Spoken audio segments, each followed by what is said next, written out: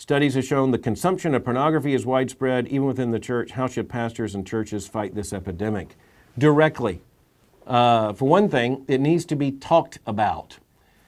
You know, I can remember as a teenager, the first time my pastor preached on pornography. And frankly, I thought it was a somewhat bizarre sermon. And it was because very few of us had any access to pornography anyway. But what had occasioned his sermon, what brought it about, was the opening in town of a so-called adult movie theater in Pompano Beach, Florida. They're on Federal Highway. And it was showing a notorious movie that had made headlines because of, and ended up in the courts and became one of those definitional court decisions that led to the legalization and widespread dissemination of pornography. But you know what? I can still remember what that pastor said about pornography.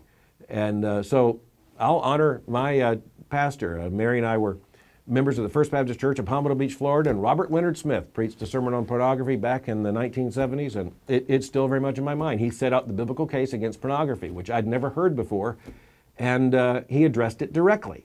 Now, if he needed to address that issue directly in the 1970s, just imagine how directly pastors and Christian leaders need to address it now. It needs to be directly addressed. This is not something to be dealt with in a tract, at the back of the sanctuary. This is something to be talked about from the pulpit. And furthermore, not just from the pulpit, to be talked about in Bible study. And I started to say in men's Bible study. And look, there is a particular pattern of male sin when it comes to pornography. But increasingly, we've also come to understand there's a pattern of female sin related to pornography. Males are far more susceptible to and give themselves more readily to visual pornography. Women give themselves more readily, we come to understand, to textual and narrative pornography. In any event, it's pornography. It's a distortion of God's good gift of sexuality. It is a subversion of marriage. It is, and the effects of it are simply almost impossible to describe without just open heartbreak. There are kids, I mean very young kids, whose vision of sexuality is so distorted, you have to wonder, but by the grace of God, can they ever have the expectation of a normal sex life in marriage? So it needs to be addressed at every level. It needs to be addressed by parents. And I know how revolutionary this sounds, but parents, your kids don't have to have connection to all these sources of digital input. As a matter of fact, they should not, in most situations, have such a connection. And especially in your house where you have control. There are plenty of technological assists now where you can put limitations that will block access to get to pornography, where you can track every digital device in a home, and just in terms of where it goes and what it's doing and where those eyes are roaming. And you have a lot of access power.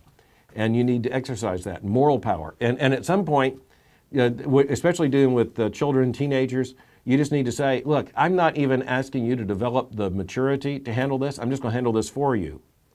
No. At some point, of course, they do need to develop that maturity. And it's a battle a man's going to be in for the rest of his life. It's a battle, evidently, women are going to be in for the rest of their lives. And the Christian church is not going to be made up of people who, by and large, have never seen pornography. By the time you get to young adults, the likelihood that they've seen no pornography is very low, sad to say. And by the way, that's because I have to enlarge pornography from what you would call pornography to what is rightly called ambient pornography. In other words, just walking in the mall can be a pornographic experience.